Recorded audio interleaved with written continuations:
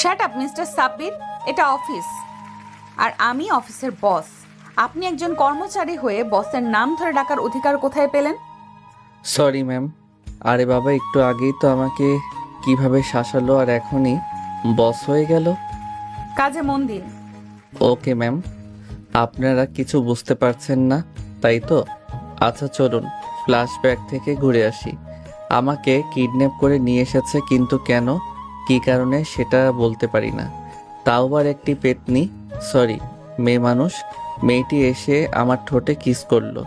যখন কিস করলো তখন ভালোই লেগেছে। ফার্স্ট টাইম তো, তাই একটু বেশি ভালো লেগেছে। যাই হোক, আমাকে নাকি আরও 2 ঘন্টা এভাবে চেয়ারে বাঁধা অবস্থায় বসে থাকতে হবে। তাই আমি অন্ধকারে পেতনি থুকু মেয়েটাকে উদ্দেশ্য করে বলতে লাগলাম, বইন গো, আমার হাত পা সব ব্যথা করতেছে আর এই অন্ধকারে ভয়ও লাগছে। প্লিজ আমার বাঁধন খুলে দিন, আর বাতি বা লাইট থাকলে জ্বালিয়ে দিন, আমার কষ্ট হচ্ছে। ওই ওই কি বললি? আমি তোর বোন লাগি শালা? তোরে কইলাম হবু বউ লাগি তোর, তাহলে বোন কইলি কেন? হ্যাঁ, ভাবছিলাম লাইটটা জ্বালাবো, কিন্তু তুই আমারে বোন কইছিস না, তাই আর লাইট জ্বালাবো না। থাক 2 ঘন্টা অন্ধকারের মধ্যে। ওকে ওকে, সরি, আর আপনাকে বইন ডাকবো না। তাও লাইটটা জ্বালান প্লিজ। আর আমার হাত পা কিন্তু অনেক ব্যথা করতেছে। আচ্ছা আচ্ছা, যা, তোকে মাফ করে দিলাম। আর যদি জীবনেও আমাকে বোন বলে ডাকিস, তাহলে শালা একদম উপরে যাওয়ার টিকিট কেটে দিব। কথাগুলো বলেই মেয়েটা লাইট জ্বালিয়ে দিল। আরে, এই মেয়েটাই তো আমাকে কিডন্যাপ করেছে। আচ্ছা, তাহলে আপনাকে কি বলে ডাকবো? কেন, বউকে কি বলে ডাকতে হয় তুই জানিস না? বাবু, সোনা, বেবি, আরো কত কি। তবে আমার একটা সুন্দর নামও আছে, চাইলে সেটাও ডাকতে পারিস, মুবাশিরা বিনতে আয়াত। থাক, এত বড় নামে ডাকা লাগবে না তোর কষ্ট করে। মুবাশিরা বা আয়াত যে কোনো একটা বলেই ডাকিস, কেমন? পরিটার কথা শুনে আমার মাথা ঘুরতে লাগলো। বলি কি, এই মেয়ে সেই নাকি আমার বউ? আচ্ছা সবই বুঝলাম, তবে আপনি আমার বউ হলেন কিভাবে?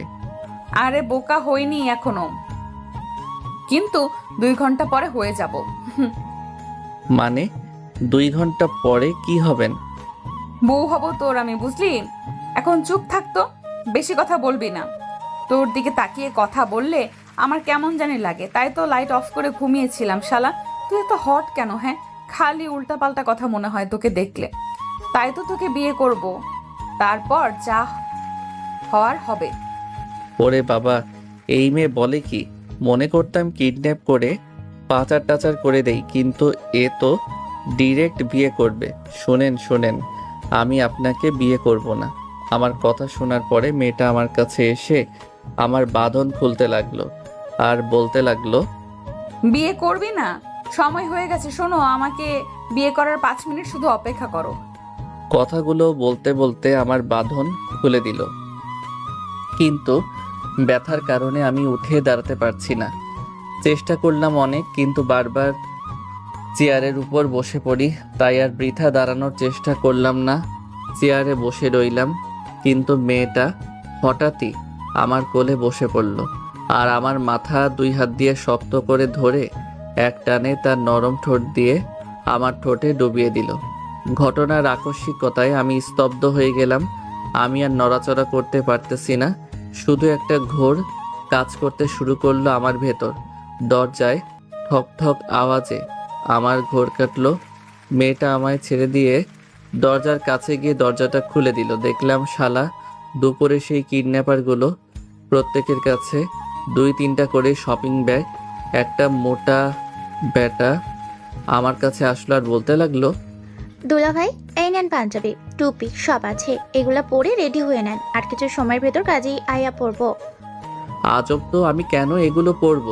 আমার এই কথা শুনে মেয়েটা আমার কাছে আসলো আর সবগুলোরে উদ্দেশ্য করে বলতে লাগলো, দোস্তরা একটু বাহিরে যা তো, আমি তোদের দুলা ভাইয়ের একটু ডোজ দিয়ে রেডি করে আনছি। আর হ্যাঁ, 10 মিনিটের মধ্যে কাজই নিয়ে আসবি।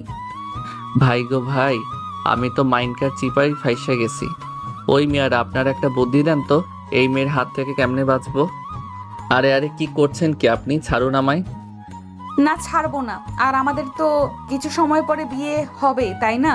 তারপর তো তারপর কি? হ্যাঁ, ন্যাকা কিছু বোঝে না। বিয়ের পর বউ বরের মধ্যে যা হয় তাই হবে। আল্লাহ গো, এই মেয়ে তো লজ্জা শরমের মাথা খেয়ে ফেলছে, মুখে দেখে কিছুই আটকায় না।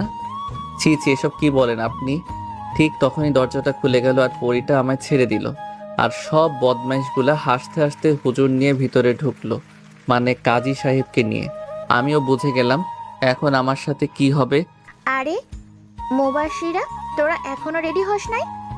ভাই ও বোনেরা, আমি কিন্তু বিয়ে কিভাবে পড়াই সেটা বেশি জানি না, তাই কিছু যদি ভুলভাল লিখে ফেলি তাহলে একটু ম্যানেজ করে বুঝে সুঝে পড়ে নিয়েন। হি হি হি হি।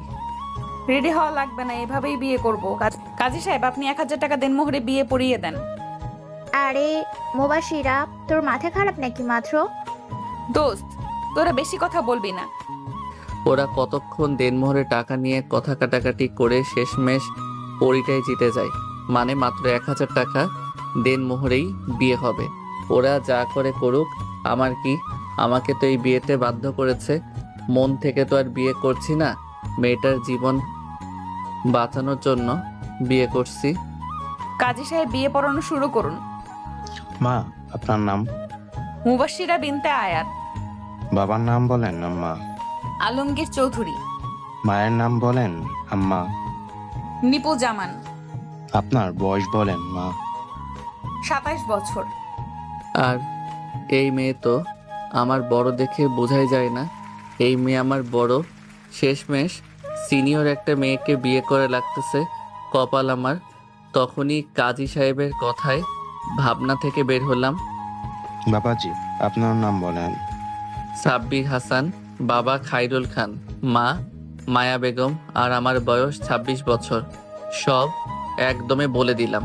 যখন বয়স বললাম তখন কাজী সাহেব অবাক হয়ে আমার দিকে কিছু সময় তাকিয়ে থেকে মুচকে একটা হাসি দিয়ে বলে উঠল, ব্যাপার না, এখন বয়স নিয়ে তেমন কোনো সমস্যা হয় না। নিশ্চয়ই প্রেম করে বিয়ে করেছেন আপনারা, তাই না? কাজী সাহেব, আপনি ঠিকই ধরেছেন, আমরা ভালোবেসে বিয়ে করছি। আমার তো মরে যায় যায় অবস্থা এই মেয়ের কথা শুনে, তাই আমিও মরা মার্কে একটা হাসি দিয়ে উপহার দিয়ে দিলাম কাজী সাহেবকে। সব ফর্মালিটি শেষ, তবে এখন শুধু কালিমা পড়ে বিয়ে করা বাকি। কাজী বলতে লাগলো, মা, আপনি কবুল বলেন। কবুল কবুল কবুল। ওরে বাবা, এই মেয়ে ঠাস ঠাস করে 3 বার কবুল বলে দিল। বাবাজি, আপনিও কবুল বলেন। অনেক ভয় করছিল, তারপরও বলে দিলাম কবুল কবুল কবুল। আমি 3 বার কবুল বলার সাথে সাথে মুবাশিরা জোরে চিৎকার দিয়ে আমায় জড়িয়ে ধরলো। ইয়াহু, কলিজা, আমি আজকে অনেক খুশি। অবশেষে কালিমা পড়ে আমাদের বিয়েটা হয়ে গেল। কাজী সাহেব দোয়া করে চলে গেলেন, আমি চুপচাপ বসে থাকলাম। তখন একজন বলে উঠল, ভাইয়া সরি, তবে এটা বলতে পারি আপনি কখনোই আমার এই পাগলি বোনের কাছ থেকে কষ্ট পাবেন না। ও একটু জেদি আর রাগী হলেও অনেক ভালো একটা মেয়ে। আপনারা সুখী হবেন আমি নিশ্চিত। ভাইয়া, আপনি সব কিছু ভুলে গিয়ে নতুন একটা জীবন শুরু করেন। আমি জবাবে শুধু হ্যাঁ বললাম। ওরা সবাই কিছু সময় থেকে আড্ডা আর মজা করে চলে গেল, কিন্তু আমি আমার মনটাকে ভালো করতে পারছি না। আমার মন খারাপ দেখে পরীটা বলতে লাগলো, এই সরি তোমাকে এভাবে বিয়ে করার জন্য, কিন্তু এটা করা ছাড়া আমার কাছে আর কোনো উপায় ছিল না। সময় হোক তোমাকে আমি সব বলবো, তাও তোমার মুখটা ওরকম করে রেখো না। এটা কি আমার সাথে আপনারা ঠিক করলেন? ইমোশনাল ব্ল্যাকমেইল করে বিয়ে করলেন। আমি কেন যেন এই বিয়েটা মন থেকে মেনে নিতে পারছি না। তখনই মুবাশিরা আমার কলার ধরে একদম মুখের কাছে মুখ এনে বলতে লাগলো, কি বিয়ে মন থেকে মেনে নিতে পারছো না? এই তোমার সমস্যাটা কি? হ্যাঁ, তোমার কি কোনো গার্লফ্রেন্ড আছে? না, আমার এমন কেউ নেই, তারপরও আমি এই বিয়েটা মানতে পারছি না। আমি অত কিছু জানি না, আমি আমার অধিকার চাই। আর এই রাত নিয়ে আমার অনেক স্বপ্ন ছিল। বিয়েটা অস্বাভাবিকভাবে হলেও প্লিজ আমার স্বপ্ন দেখাগুলো নষ্ট করে দিও না। আমাকে সময় দিতে হবে। সারা জীবন সময় পাবে, কিন্তু আমি আজকের রাত নিয়ে দেখার স্বপ্ন কখনো বিফল হতে দিব না। ভাই রে ভাই, আর কোনো কথাই বলতে দিল না। আমাকে জড়িয়ে ধরে বেডের উপর শুয়ে পড়ল আর বলতে লাগলো, চুপ, একদম চুপ। এতদিন ধরে আমি আমার সতীত্বকে হেফাজত করে রেখেছি, খুব খুব যত্নে আমি আমার সতীত্ব আগলে রেখেছি, যে এটা আমার স্বামীর অধিকার। আমি আমার সতীত্বটা এই পবিত্র রাতে স্বামীকে উপহার দিব। বেশি কথা বলবা না, আমাকে আমার মতো আদর করতে দাও। মুবাশিরা এখন আর নিজের মধ্যে নেই। এখন সে পুরোপুরিভাবে আমার অস্তিত্বের ভিতর চলে গিয়েছে। সে এখন শুধু ভালোবাসা পেতে চায়। মুবাশিরা আমাকে তার মন মতো কিস করেই যাচ্ছে। পরিটার এমন স্পর্শকাতর ছোঁয়া পেয়ে নিজেকে সামলানো অনেক কঠিন হয়ে পড়েছে। পারলাম না আর তার ভালোবাসা থেকে দূরে থাকতে। সায় দিতে থাকলাম আমিও। বাকিটা হাঁস থেকে পাতিহাঁস হয়ে ইতিহাস হয়ে গিয়েছে, তাই আর বললাম না। সকালে ঘুম থেকে উঠে দেখি পরিটা আমায় তার শাড়ির আঁচল দিয়ে আমার হাত বেঁধে রেখেছে, কিন্তু কিছু করার নাই। এই মায়ার বাঁধনটা খুলে আমি এখন পরিটাকে একা করে চলে যাব। যতই পাগলামি করে আমাকে বিয়ে করেছে, তারপরও তো সে আমারই অর্ধাঙ্গিনী, আমার বউ হয়। একটু কষ্ট হলেও পাগলিটাকে এখন একা করে আমি চলে যাব। আস্তে আস্তে আঁচলের বাঁধনটা খুলে ধীরে ধীরে বেড থেকে নামলাম। পাশে দেখতে পেলাম আমার ব্যাগ থেকে কাগজ আর কলম বের করে একটা চিঠি লিখলাম। চিঠিটায় একটা ভাঁজ দিয়ে পাগড়িটার আশেপাশে এক জায়গায় রেখে দিয়ে ওইটার কপালে ভালোবাসার স্পর্শ দিয়ে বেরিয়ে পড়লাম। রাস্তায় বেরিয়ে দেখি 2 তলা একটা বাড়িতে আমাকে পরিটা কিডন্যাপ করে এনে এইসব কাণ্ড করলো। সিলেটে আমি এর আগে 2 বার এসেছিলাম ঘুরতে, তাই মোটামুটি এই শহরটা চিনি, কিন্তু এখন আমার একটা থাকার জন্য বাসা দরকার। এখন বাজে সকাল 9টা। চলে আসলাম মেইন রোডে একটা সিএনজি নিয়ে। সিলেট শহর থেকে গ্রামের দিকে চলে আসলাম, কারণ এই গ্রামটা আমার অনেকটা পরিচিত। অনেক খোঁজাখুঁজির পর থাকার মতো একটা বাসা পেলাম। আর এখন বাজে বিকাল 4টা। সারাদিন কিছুই পেটে পড়ে নাই, তাই বাজারের দিকে হাঁটা দিলাম। এটিএম বুথ থেকে 20,000 টাকা তুলে নিলাম আর হোটেল থেকে খাওয়া দাওয়া করে বাজার আর দরকারি কিছু জিনিসপত্র কিনে একটা ভ্যানে করে বাসায় আসলাম। রাতে অল্প কিছু রান্না করে খেয়ে তাড়াতাড়ি ঘুমিয়ে গেলাম। কারণ হলো চাকরির খোঁজে বের হতে হবে। অ্যালার্মের শব্দে ঘুম ভাঙলো আমার। ফ্রেশ হয়ে কাগজপত্র নিয়ে রেডি হয়ে বাহির থেকে নাস্তা করে চাকরির সন্ধানে বেরিয়ে পড়লাম। একটা অফিসের ভিতরে ঢুকে ইন্টারভিউর জন্য সিরিয়ালে বসে পড়লাম। Serial number 45। তাই চোখ বুজে একটু দোয়া দরুদ পড়তে লাগলাম। তখনই কারোর ডাক পড়লো। Hello sir. Hello hello. চোখ খুলে দেখি মধ্যবয়সী একজন লোক। জি, আমাকে বলছেন? হুম, আপনাকেই বলছি। স্যার আপনাকে ডাকছেন। আমার সিরিয়াল তো এখনো 45 জন পরে। অত কিছু জানি না, স্যার আপনাকে ডেকে পাঠিয়েছেন। আচ্ছা চলুন। পিয়ন আমাকে স্যারের রুমের কাছে দিয়ে চলে গেল। স্যার আসবো? হুম, আসো আসো, বসো এখানে। তারপর স্যার কাকে যেন কল দিল আর বলতে লাগলো, আরে মামুনি, জামাই বাবাকে তো পেয়ে গিয়েছি, সে এখন তোমার অফিসেই আছে। তা মামুনি, তোমার তো পছন্দ আছে, পুরাই হীরার টুকরা একটা ছেলে, দেখতে হিরোদের থেকে কম না। কলের ওপাশ থেকে কি বলছে শোনা যাচ্ছে না, তবে স্যারের কথা কিছুই বুঝতে পারলাম না। স্যার আবার ওপাশের মানুষটার সাথে কথা বলতে লাগলো। ওকে আম্মু, তুমি চিন্তা করো না, আমি এদিকটা দেখছি। আর কাল থেকে তুমি অফিসে বসবে, এবার খুশি তো? স্যার আরো কিছু সময় কথা বলে কল কেটে দিল আর আমাকে বলতে লাগলো, ওকে, তোমার কাগজ দাও, আর 10 মিনিট ওয়েট করো, আমি আসছি। স্যার কথাগুলো বলেই চলে গেল। আর আমি পাগলিটার কথা ভাবতে লাগলাম।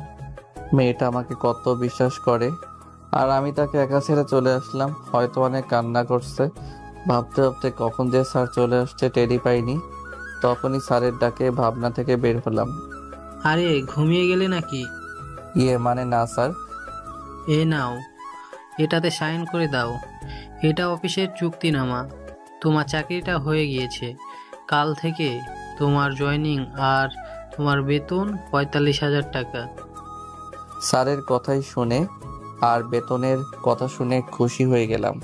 আর স্যারের দেওয়া পেপার না দেখেই সাইন করে দিলাম।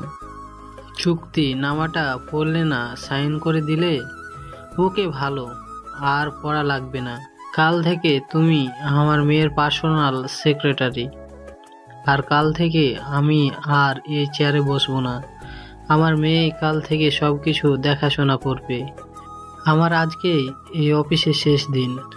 আর হ্যাঁ, কালকে খুব তাড়াতাড়ি চলে আসো অফিসে। কেমন? তো কাল দেখা হতেও পারে, আবার নাও হতে পারে। স্যারের সাথে কথা বলে বাসার উদ্দেশ্যে রওনা দিলাম। বাসায় এসে খুব বেশি মনটা খারাপ হয়ে গেল। পাগলিটার পাগলামিগুলো খুব করে মনে পড়তে লাগলো। পরিটাকে আমিও ভালোবাসি, কিন্তু আমি আমার এই অসময়ে তাকে আমার কাছে রাখতে চাই না। তাই তো একা রেখেই চলে এসেছি। একটু ভালো লাগছে না। আমি মেয়েটার বিশ্বাস নিয়ে খেললাম। চোখটা বুঝলেই মেয়েটার মায়াবী মুখটা ভেসে উঠছে। দিনটা কেটে গেল আমার পাগলিটার কথা ভেবে ভেবে। রাতে হালকা কিছু খেয়ে ঘুমিয়ে গেলাম। অ্যালার্মের শব্দে ঘুম থেকে উঠে রেডি হয়ে বাহির থেকে নাস্তা করে অফিসের দিকে হাঁটা দিলাম। মেইন রোডে এসে একটা রিক্সাও পাচ্ছি না, তাই হেঁটেই অফিসে যেতে লাগলাম। অফিসের ঘড়ির দিকে তাকিয়ে দেখি 10 মিনিট লেট। হায় আল্লাহ, প্রথম দিনই লেট। তখনই পিয়ন আসলো আর বলতে লাগলো, স্যার, ম্যাম আপনাকে ডাকছে। ওকে, আপনি যান, আমি দেখা করে আসছি। স্যার, দেখা করে আসতে হবে না। আপনার ডেস্ক ম্যামের কেবিনেই দেওয়া হয়েছে, আপনি সেখানেই বসবেন। আমি পিয়নের কথায় তেমন কিছু মনে করলাম না, কারণ আমি তো ম্যামের পার্সোনাল সেক্রেটারি। হয়তো সেই সুবাদে পাশাপাশি আমার ডেস্ক দিয়েছে। গিয়ে দেখি ম্যাম উল্টো দিক হয়ে বসে আছে। আসবো ম্যাম? কামিং, বসুন বসুন। আপনার অপেক্ষায় ছিলাম মিস্টার সাব্বির হাসান। কণ্ঠটা বেশি না, খুব বেশি চেনা মনে হলো। ভয়ে ভয়ে বসে পড়লাম চেয়ার টেনে। আর যখন ম্যাম আমার দিকে ঘুরলো, তখনই আমার ভয়টাই সত্যি হয়ে গেল। আপনারা যেটা ভেবেছেন সেটাই। আমি অবাক নয়নে মুবাশশিরার দিকে তাকিয়ে আছি। মুবাশশিরা মুচকি একটা হাসি দিয়ে বলতে লাগলো, তা কেমন আছেন সাব্বির সাহেব? আরে আপনি এভাবে চোখ বড় বড় করে তাকিয়ে আছেন কেন? আমি যেই না একটা দৌড় দিব, তখনই মুবাশশিরা বলে উঠলো, লাভ নেই দৌড় দিয়ে, দরজা অটোমেটিক লক হয়ে গিয়েছে। ট্রাই করে দেখতে পারো, খুলবে না। আমি দরজা অনেক টানাটানি করেও খুলতে পারলাম না। বেশি টানাটানি না করে চেয়ারে বসে পড়ো। তাই আর দরজা খোলার চেষ্টা না করে চুপচাপ মুবাশশিরার সামনে মাথা নিচু করে বসে পড়লাম। তখনই মুবাশশিরা চেয়ার থেকে উঠে এসে আমার কলার ধরে বলতে লাগলো, এই, তুই ভেবেছিলি আমার কাছ থেকে পালিয়ে বেঁচে যাবি? যাই হোক, আমি চেয়েছিলাম তোকে ভালোবেসে আগলে রাখবো, কিন্তু তুই আমার কথার মূল্য দিতে পারলি না। তাই তোকে এমন কষ্ট দিব যে ভাবতেও পারবি না। মানে আসলে মুবাশশিরা, তুমি আমার কথাটা একটু শোনো। চুপ, একদম চুপ। তুই বেশি কথা বলবি না। আমি তোর কোনো কথাই আমি শুনবো না। তুই শুধু আমার কথা শুনবি। শুনবো না আমি তোমার কথা? শুনবে না?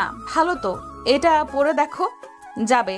আর তারপর আমার কথা শুনবে নাকি শুনবে না সেটা তোমার বিষয়। আমাকে ছেড়ে দিয়ে একটা কাগজ দিল। আমি কাগজটা পড়তে লাগলাম। কাগজে লেখা ছিল, 5 বছর পূর্বে চাকরি থেকে অবসর নিতে পারবো না, আর যদি নিজ ইচ্ছায় চাকরি ছেড়ে দিতে হয় তাহলে 80 লক্ষ টাকা জরিমানা দিয়ে চাকরি ছাড়তে হবে। 2, আমাকে যখন যেটা আদেশ দেওয়া হবে আমি সেটা করতে বাধ্য থাকিব। 3, অফিসে লেট করে আসা যাবে না। আর যদি এই সবগুলো বিষয় মানতে না পারি তাহলে 10 বছর জেল হবে। আমি এই বিষয়গুলো মাথায় রেখে স্বইচ্ছায় মেনে নিলাম। আর নিচে আমার দেওয়া সাইন পেপারটা পড়ে আমি মুবাশশিরার দিকে করুণ চাহনিতে তাকালাম। মুবাশশিরা পেপারটা টান দিয়ে নিয়ে নিল আর বলতে লাগলো, নিজের ডেস্কে বসো, আর আমি কিছু সময় পর 2টা ফাইল দিব। ফাইল 2টা কালকের মধ্যে রেডি করে আমাকে দিবেন। আর 3টার সময় রেডি হয়ে থাকবেন, এক জায়গায় যাব। ওকে। মুবাশশিরা, একটু শোনো। শাট আপ মিস্টার সাব্বির, এটা অফিস আর আমি আপনার বস। আপনি একজন কর্মচারী হয়ে বসের নাম ধরে ডাকার অধিকার কোথায় পেলেন? Sorry ma'am. আরে বাবা, একটু আগেই তো আমাকে কিভাবে শাসালো, আর এখনই বস হয়ে গেল। কাজে মন দিন। Okay ma'am. এই ছিল ফ্ল্যাশব্যাক। এবার গল্পে আসা যাক, চলুন। কিছু সময় পর আমাকে 2টা ফাইল দেয়া হলো। আপনারা তো জানেনই আমি বাবার অফিসে বসতাম, তাই মোটামুটি কাজ পারি। ওই মুবাশিরা শুধু আমার দিকে আর চোখে তাকাচ্ছে যে আমি ফাইল বোঝার জন্য তার কাছে যাচ্ছি না কেন। অনেক সময় হওয়ার পরও যখন আমি মুবাশিরার কাছে গেলাম না, তখন মুবাশিরা ভাবতে লাগলো, বেটা ফাইল বোঝার জন্য আসলি, না তো কালকে যদি ফাইল কমপ্লিট না পাই তাহলে মজা বোঝাবো। লাঞ্চ টাইমে আমি শব্দ ছাড়া রুম থেকে বাহিরে চলে আসলাম। ক্যান্টিনে ঘোরাঘুরি করে খেয়ে দিয়ে যখন রুমের দিকে হাঁটা দিলাম, তখনই একটা মেয়ে আগ বাড়িয়ে কথা বলতে আসলো। হাই, আমি তানিশা। আপনি? হ্যালো, আমি সাব্বির হাসান। নতুন নাকি? ম্যামের পার্সোনাল সেক্রেটারি। ওহ, ভালো তো। আমরা কি ভালো বন্ধু হতে পারি? তখনই ঝড়ের বেগে কোথা থেকে যেন মুবাশিরা এসে হাজির আর বলতে লাগলো, ও হ্যালো, লাঞ্চ টাইম শেষ আর এটা কাজের জায়গা, ফ্রেন্ডশিপ করার না। আপনি আপনার কাজে যান, আর সাব্বির সাহেব দ্রুত কেবিনে আসুন, আপনার সাথে কথা আছে। ওরে বাবা, দাঁতের সাথে দাঁত লাগিয়ে কথাগুলো বলে চলে গেল। আমিও পিছন পিছন গেলাম। কেবিনে ঢোকার সাথে সাথে সজোরে দরজাটা লাগিয়ে দিল আর আমার কলার ধরে টেনে সোফায় ধাক্কা দিয়ে বসিয়ে দিল আর তার এক হাত বাড়িয়ে দিয়ে বলতে লাগলো, ধরছিস না কেন? হটটা ধর। ও ধরবি কিভাবে? ওই মেয়েটাকে ডেকে আনি, তুই ওই মেয়েটার হাত ধরে বসে থাক, কেমন? আর আজ বিয়ের 3 দিন চলে, তুই কখনো কি নিজ ইচ্ছায় আমাকে স্পর্শ করেছিস? করবি কি করে? আমাকে তো তোর ভালোই লাগে না। নিজের বউকে কেন ভালো লাগবে? অন্য মেয়েদের সাথে খুব হাসি খুশি হয়ে কথা বলিস, কই আমার সাথে তো সবসময় মুখটাকে বাংলার পাঁচের মতো করে রাখিস। হ্যাঁ, পরিটার ধমক খেয়ে সাথে সাথে খপ করে তার হাতটা হালকাভাবে ধরে আছি। এমন ভাবে ধরেছিস মনে হচ্ছে তোর কষ্ট হচ্ছে। শক্ত করে ধরো আমার হাত, আর এটা তোর শাস্তি। আজ অফিস শেষ হওয়া পর্যন্ত তুই আমার হাত ধরে রাখবি। পাগলিটার হাত ধরে বলতে লাগলাম, মুবাশিরা, তুমি আমার কথা চুপচাপ শুনো, তাহলে তোমার সব ভুল ধারণা ভেঙে যাবে। চুপ। এই আমি তোর বস, একদম আমার নাম ধরে রাখবি না। আর আমি তোর কোনো কথাই শুনতে চাই না। চুপচাপ আমার হাত ধরে বসে থাকবি। নিজের বেলায় বউয়ের অধিকার খাটাবে আর আমার বেলায় সে আমার বস। মাইনকার চিপায় এমন ফাঁসা ফাঁসছি, বের হওয়াই কঠিন হয়ে গিয়েছে। ওইদিকে মহারানী নিঃশব্দে কান্না করছে আর নাক টানছে। তাই আমি পরিটার চোখের পানি মুছে দিয়ে বুকের সাথে চেপে ধরলাম। তখনই আমার পেটে কয়েকটা ঘুষি মেরে শোক করে জড়িয়ে ধরলো আর বলতে লাগলো, তো তুই অনেক পচা। আজ থেকে তুই কোনো মেয়ের দিকে তাকাবি না। আর কথা বলা তো দূরের কথা, তোকে যদি আর একবার অন্য কোনো মেয়ের সাথে কথা বলতে দেখি, তাহলে আমি তোকে খুন করে তারপর নিজেও আত্মহত্যা করে মরে যাব। পরিটার গালে 2 হাত দিয়ে আমার মুখোমুখি করে বললাম, আচ্ছা বউ, তুমি চিঠিটা পড়েছিলে? কোন চিঠি? আমি তোমার কাছ থেকে আসার আগে একটা চিঠি লিখে তোমার আশেপাশে রেখে আসছিলাম, সেটা কি পড়েছিলে? কই, আমি তো কোনো চিঠিই পাইনি। তুমি আমার কাছে চলে আসার পর অনেক কান্না করেছি। যখন আমার ঘুম ভাঙলো আর তোমাকে আমার পাশে দেখতে না পেয়ে আমি তো, আমার পুরো দুনিয়াটাই অন্ধকার হয়ে আসছিল। আমার মাথায় কাজ করা বন্ধ করে দিয়েছিল। সাথে সাথে বাবাকে ফোন দিয়ে সব বলি আর তোমার ছবি বাবাকে সেন্ড করে দেই। বাবা প্রথমে অনেক বকা দিয়েছিল যে কেন আমি তোমাকে এইভাবে বিয়ে করেছি। পরে আমার মুখের দিকে তাকিয়ে বলে তোমাকে নাকি খুঁজে এনে দিবে। ও তাই তো বলি, কোনো ইন্টারভিউ ছাড়াই আমাকে চাকরি দিল আর চুক্তিনামায় সই করিয়ে নিল তোমার বাবা কৌশলে। আমি বলেছিলাম চুক্তিনামায় সাইন করিয়ে দিতে। তুমি যখন অফিসে ইন্টারভিউ দিতে আসো তখন বাবা সিসিটিভিতে তোমাকে দেখে আর আমাকে কল করে বলে, তাই আমি বাবাকে বুদ্ধি দেই চুক্তিনামার। সমস্যা নেই, তুমি এখন বাসায় গিয়ে চিঠিটা পড়বে, তারপর আমায় যা শাস্তি দেওয়ার দিও, আমি মাথা পেতে নিব তোমার দেওয়া শাস্তির। কি লেখা আছে চিঠিতে? তুমি নিজেই পড়ে দেখবে, কেমন? চলো তাহলে ওই বাসায় চলো, চিঠিটা পড়বো আমি। আমি আর পাগলিটা বেরিয়ে পড়লাম অজানা সেই চিঠির উদ্দেশ্যে। বাড়িটার সামনে দাঁড়িয়ে আছি। পাগলিটা এখনো হাতটা ছাড়তে দেয়নি আমায়। হাত ধরে বাড়ির ভিতরে প্রবেশ করলাম। দোতলায় উঠে গিয়ে আমি তো অবাকের চরম পর্যায়ে চলে গেলাম। ঝটকাটা খেলাম খাবার টেবিল দেখে। হরেক রকমের খাবার সাজানো হয়েছে। সার্ভেন্টরা রান্নাঘর থেকে আরো খাবার আনছে। কি হলো, দাঁড়িয়ে পড়লে কেন? চলো। খাবার টেবিলের সামনে এসে শ্বশুর সাহেবকে সালাম দিলাম। আসসালামু আলাইকুম স্যার। কেমন আছেন? হয়েছে হয়েছে, আর স্যার বলতে হবে না। জামাই বাবা বলে ডাকবে, কেমন? জি বাবা। আচ্ছা, এখন আর কথা না, খাবার পরে সব কথা হবে। বসো বাবা, দাঁড়িয়ে আছো কেন? মুবাসিরা, জামাইকে চেয়ার টেনে বসিয়ে দাও। মুবাশিরা চেয়ার টেনে বসিয়ে দিয়ে নিজেও পাশে বসে পড়লো আর শাশুড়ি আম্মা খাবার সার্ভ করতে লাগলো। খাচ্ছি এমন সময় শাশুড়ি আম্মা বলে উঠলো, আরে বাবা, খাচ্ছ না কেন? এটা তো তোমারই বাড়ি, তাই না? লজ্জা পাওয়ার কোনো দরকার নেই। এই নাও, গরুর কালা ভুনাটা খেয়ে দেখো তো কেমন হয়েছে। ভাই গো, আমার অবস্থা টাইট। আমি যতই বলি আম্মার আর লাগবে না, তখনই শ্বশুর মশাই বলে, আর বাবা, তুমি তো কিছুই খেলে না। মুবাসিরার মা, জামাইকে দই দাও। দই শেষ হলে পায়েসটা দিও। আমি খেতে পারছি না আর, আমার অবস্থা একেবারে নাজেহাল। আমার এই অবস্থা দেখে মহারানী মিট মিট করে হাসছে। আমার জন্মের শিক্ষা হয়ে গিয়েছে আজ জামাই আদর পেয়ে। আপনারা একটা বিয়ে করুন, তারপর বুঝবেন জামাই আদর কাকে বলে। খাবারের সাথে অনেক যুদ্ধ করার পর মুক্তি পেলাম। মুবাশিরা রুমে এসে বেডের উপর ধপাস করে শুয়ে পড়লাম, আর মহারানী দরজা লাগিয়ে আমাকে শক্ত করে জড়িয়ে ধরে আমার পাশে শুয়ে পড়ল আর বলতে লাগলো, খাবার টেবিলে তোমার মুখটা দেখার মতো হয়েছিল। আহা, তোমাকে তখন কি অসহায় লাগছিল না? তোমার উপর তখন আমার অনেক মায়া হচ্ছিল। আহা, ভালো মজা নিল। আমারও সময় আসবে। আমার জীবনে কখনো এত খাবার খাইনি। হয়েছে হয়েছে, আর বলা লাগবে না। আচ্ছা চলো, আমরা আজকে একটু ঘুরে আসি। আমার পক্ষে এখন সম্ভব না, কালকে যাব। এখন আমি অনেক ক্লান্ত। ঘুরতে যাব না আর, কিন্তু আমার এখন একটা জিনিস করতে মন চাচ্ছে। কথাটা একটু বাঁকা হাসি দিয়ে বলল, কি করতে মন চাচ্ছে? করে দেখাই কেমন? না ভেবেই বলে দিলাম, আচ্ছা দেখাও। অনুমতি পাওয়ার সাথে সাথে লিপ কিস করে বসলো। আমার চোখ বড় বড় হয়ে গেল, শরীরে তো এক প্রকার কারেন্ট বয়ে গেল। আমি রেসপন্স করছি না দেখে আমার চুল টেনে ধরলো। তারপর আমিও রেসপন্স দিতে লাগলাম, আর পরিটা যেন কন্ট্রোল হারিয়ে ফেলছে। তাই আমি নিজেকে ছাড়িয়ে নিলাম, আর এটাই আমার জন্য বিপদ হয়ে দাঁড়ালো। ওই কুত্তা, কি হলো? সরে গেলি কেন? এখন এসব না, পরে। ঠিক আছে পরি।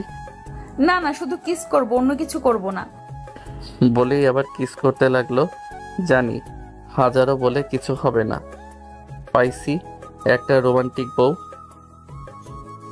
পরের দিন খুব সকালে অনেক বুঝিয়ে তারপর ভাড়া বাসায় আসি, আর ফ্রেশ হয়ে রেডি হয়ে অফিসে চলে গেলাম। পরিটা এখনো আসে নাই। আমি কেবিনে বসে বসে ফাইলগুলো ঠিক করছিলাম, তখনই দরজা খুলে মুবাশিরা কেবিনে প্রবেশ করলো। ভিলেন মার্কে একটা হাসি দিয়ে বলতে লাগলো, সাব্বির, কালকের ফাইলগুলো কি কমপ্লিট হয়েছে? আজ লাঞ্চের পরে মিটিং আছে। আর একটু আছে, 10 মিনিটের মতো লাগবে। তখন মুবাশিরা অবাক হয়ে বলতে লাগলো, তুমি এই ফাইলগুলো কমপ্লিট করে ফেলেছো কিভাবে সম্ভব? তুমি না নতুন জয়েন করেছো, আর তোমাকে তো কোনো কাজও বুঝিয়ে দেওয়া হয়নি। তাহলে তুমি এত তাড়াতাড়ি ফাইলগুলো কমপ্লিট করলে কিভাবে?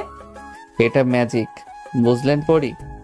শাট আপ, এটা বাসা না, অফিস। ম্যাম বলে ডাকবে।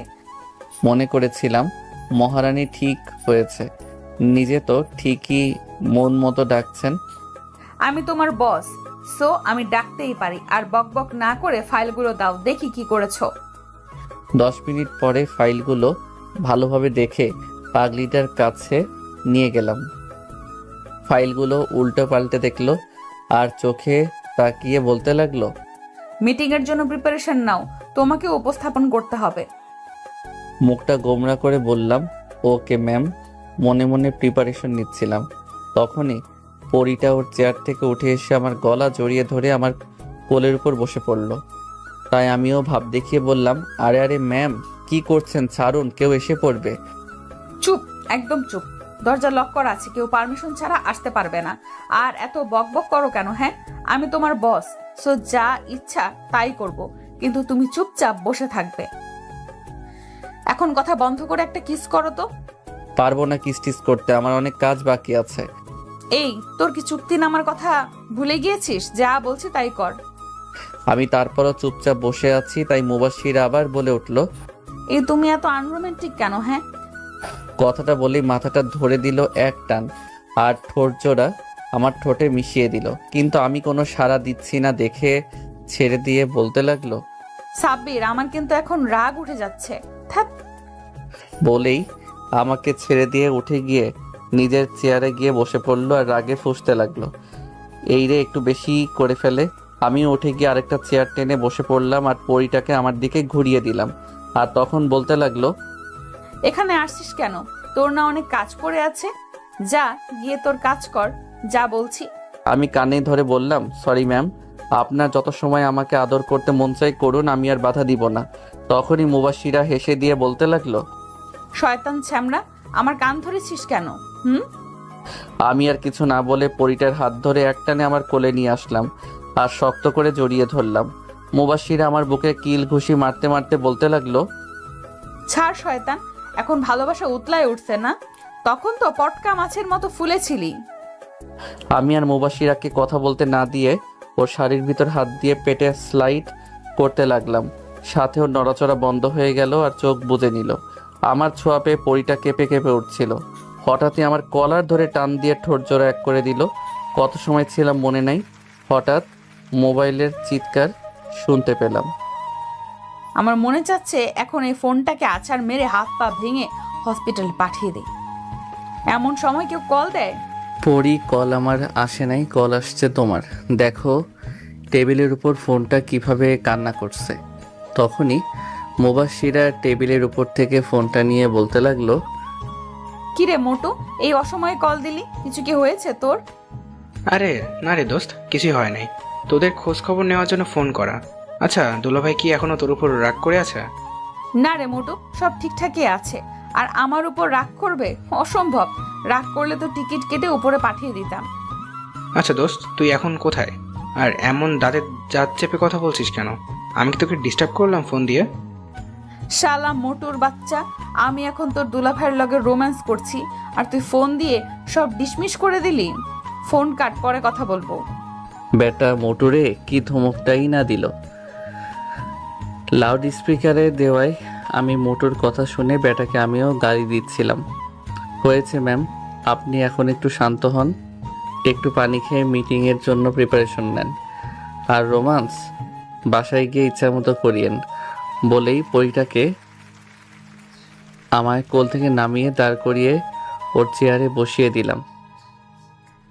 পাগলিটা পরে আর কিছু না বলে কাজে মন দেয় আর আমিও কাজে মন দেই।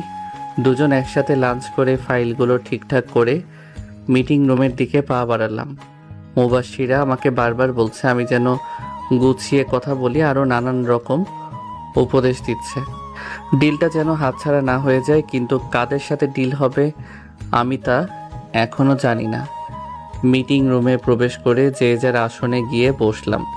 এ কি, আমি সামনে কাকে দেখতে পাচ্ছি? আরে ভাই, সামনে আমার বাবাকে দেখতে পাচ্ছি।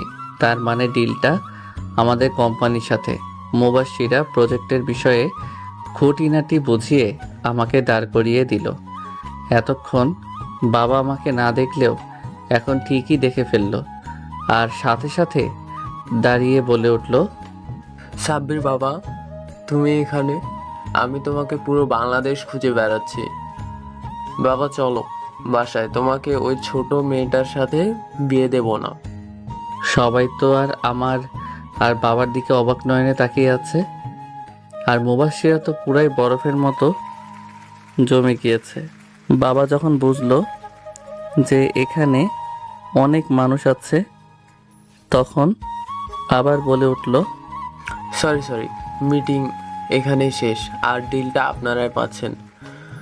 আর আপনারা সবাই প্লিজ বাইরে চলে যান, শুধু সাব্বির সাহেব বাদে। আমি ওই স্ট্যাচুর মতো দাঁড়িয়ে আছি। একে একে সবাই বাইরে যাওয়ার মুবাশিরা বাবাকে উদ্দেশ্য করে বলল, স্যার, আপনি কি সাব্বিরকে চেনেন? আরে চিনব না মানে? সাব্বির আমার একমাত্র ছেলে। আমার সাথে রাগ করে বাসা থেকে চলে গিয়েছে। আমি পুরো বাংলাদেশ খুঁজেও পেলাম না, আর এখানে সে চাকরি নিয়ে কাজ করছে। মুবাশিরা হঠাৎ করে বাবাকে সালাম করলো আর বাবা মুবাশিরার কাণ্ড দেখে অবাক হয়ে গেল। আর মুবাশিরাকে বলতে লাগলো, আরে আরে কি করছো তুমি মা? আমাকে সালাম করছো কেন? মুবাশিরা কথাগুলো বলেই এক দৌড়ে চলে গেল। এটা কি হলো? আমাকে ফাঁসিয়ে দিয়ে সে পগার পার হয়ে গেল। তখন বাবা আমাকে জিজ্ঞেস করলো, কি বলে গেল মেয়েটা? যাই হোক সাব্বির, মেয়েটা কে? মানে বাবা, কি মানে করছো? বলো মেয়েটা কে? কেমনটা লাগে আমাকে ফাঁসিয়ে দিয়ে এখন সে উধাও? কি হলো সাব্বির, চুপ করে আছো কেন? বলো মেয়েটা কে? আসলে বাবা, আমরা বিয়ে করে ফেলেছি। মেয়েটা তোমার বাড়ির বউ। কথাগুলো শোনার পর বাবা কিছু সময় চুপ থেকে বলে উঠল, 2 দিনের মধ্যে বৌমা তোমাকে যেন বাড়িতে দেখতে পাই। জাস্ট 2 দিন। যা বাবা। আমার আর কোনো কথাই শুনলো না, হন করে চলে গেল। আমি পাশ থেকে পানির বোতলটা নিয়ে ঢকঢক করে পুরো 250 মিলি সাবার করে দিলাম। ও মা! মিটিং রুম থেকে বাইরে এসে অবাক না হয়ে আর পারলাম না, কারণ মুবাশিরার বাবা আর আমার বাবা দুজনের সাথে কথা বলছে। তাই আমি আর সেখানে গেলাম না। মিটিং রুমের দরজার সামনেই দাঁড়িয়ে দাঁড়িয়ে তাদের কাণ্ড কারখানা দেখতে লাগলাম। তখনই মুবাশিরা ট্রেতে করে 2 মগ কফি নিয়ে আসলো। শ্বশুর মশাইয়ের বাবাকে নিজ হাতে কফি সার্ভ করলো আর ভদ্রমের মতো বাবার পাশে দাঁড়িয়ে রইল। তখন বাবা মুবাশিরাকে তার পাশে বসিয়ে মাথায় হাত বুলিয়ে দিতে লাগলো। তাদের মাঝে কি কথা হচ্ছে তা আমি শুনতে পাচ্ছি না, তাই আমাদেরকেও বলতে পারছি না। এইদিকে মহারানী দেখি লজ্জায় লাল হয়ে মাথা নিচু করে বসে আছে। তখন আমার মাথায়ও একটা শয়তানি বুদ্ধি আসলো। আমি আমার ফোনটা বের করে একটা মেসেজ দিলাম, কি মহারানী বাবার সামনে তো লজ্জায় লাল নীল হচ্ছ, আর আমার সামনে আসলে তো। তখনই মুবাশিরার ফোনে টুং করে শব্দ হলো, আর এদিক ওদিক তাকিয়ে আমাকে দেখে টুপ করে চোখ মেরে দিল। কি মেরে বাবা, আমার সামনে একটু লজ্জা পাই না। তখনই আমার ফোনটাও টুং করে বেজে উঠল। তাকিয়ে দেখি পরীটা মেসেজ দিয়েছে, আর মেসেজে লেখা আছে, বাসায় যাই, রাতে তোমায় মজা দেখাবো। এটা কি হলো? উল্টো আমি ফেঁসে গেলাম। তখন দেখি বাবা আর শ্বশুর মশাই কোলাকুলি করছে, আর মুবাশিরা দাঁড়িয়ে দাঁড়িয়ে দেখছে। আর বাবা কোলাকুলি করে শ্বশুর মশাইয়ের সাথে হাত মিলিয়ে এদিক ওদিক চাওয়াচাই করতে লাগলো। তখনই মুবাশিরার বাবাকে যেন বলে আমার দিকে দৌড়ে আসতে লাগলো, আর আমার সামনে এসেই বলা শুরু করলো, চলো বাবা, তোমাকে ডাকছেন, কি যেন বলবে। আমি শুকনো একটা ঢোক গিলে সামনের দিকে যেতে লাগলাম। বাবা সামনে গিয়ে চুপচাপ দাঁড়িয়ে রইলাম। তখন বাবা গম্ভীর কণ্ঠে বলতে লাগলো, রেডি থেকো, পরশু তোমাকে আর মুবাশিরাকে নিতে আসা হবে। একা যাওয়ার দরকার নেই, আমি এখন আসি, অনেক কাজ বাকি আছে আমার এখনো। কথাগুলো বলেই হন করে বেরিয়ে গেল অফিস থেকে। তখন শ্বশুর মশাই বলতে লাগলো, আরে ছেলে দেখি ভয় পাচ্ছে। ভয় পাওয়ার কি আছে? এখানে যাও, বাসায় যাও, দুজনে ফ্রেশ হয়ে সব কিছুর প্ল্যানিং করো।